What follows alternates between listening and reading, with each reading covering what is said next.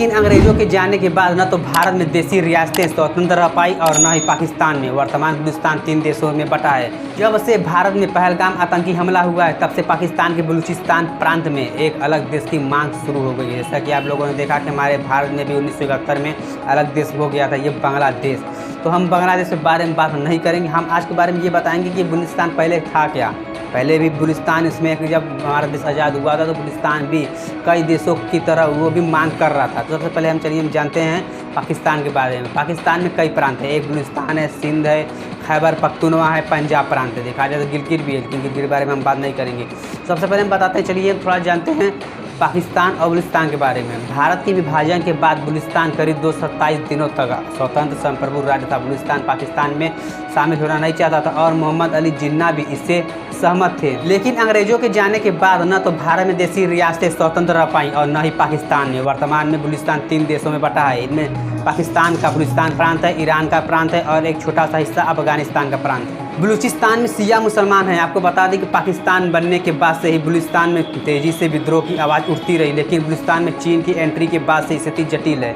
जानकारी के तौर पर बता दें कि चाइना पाकिस्तान में CPEC, जिसे हम चाइना पाकिस्तान इकोनॉमिक कॉरिडोर करते हैं, इसका निर्माण कर रहा है और बलूचिस्तान के लोग वहाँ के विद्रोह कर रहे हैं। पाकिस्तान बलूचिस्तान का ग्वादर पोर्ट चीन को दिया है और स्थानीय बलोच लोग इसके खिलाफ विरोध प्रदर्शन कर रहे हैं। जैसा कि पहले मैंने आपको बताया, मोहम्मद अली जिन्ना ने कलात और हैदराबाद दोनों को कानूनी सलाह भी दी थी।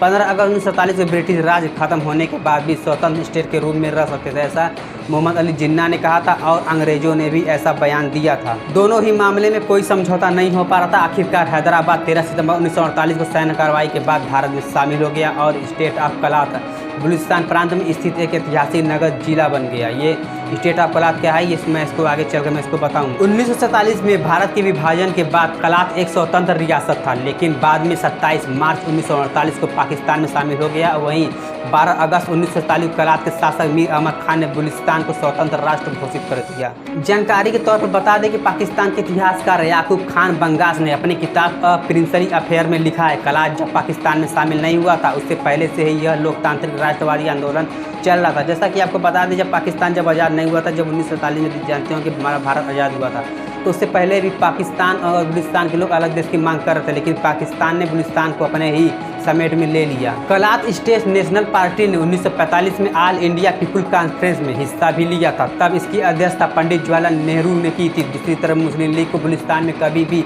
समर्थन नहीं मिला। अभी जो मैंने पहले बताया ये था पाकिस्तान के इतिहासकार। अब पाकिस्तान के हम दूसरे इतिहासकार के बारे में भी चलिए बात कर लेते हैं। वहीं पाकिस्तान के दूसरे इतिहासकार कहते हैं कि मुबारक अली बताते हैं कि बलूचिस्तान पाकिस्तान में शामिल होने के पक्ष में नहीं था, पाकिस्तान ने तो जबरन शामिल किया था। बलूचिस्तान के लोग आज़ाद रहना चाहते थे, लेकिन पाकिस्तान ऐसा नहीं चाहता था। आपको जानकारी के तौर पर बता दें, अगर भारत और अफगानिस्तान ये दोनों देश मिलकर बलूचिस्तान का साथ देते थे तो बलूचिस्तान को आप लोग जानते होंगे कि बलूचिस्तान हमारे लिए कितना ट्रेड व्यापार के लिए कितना फ़ायदेमंद होगा। तो आज के लिए इतना ही। हम फिर अगले एपिसोड में फिर मिलेंगे। तब से जय हिंद, जय भारत। हमारे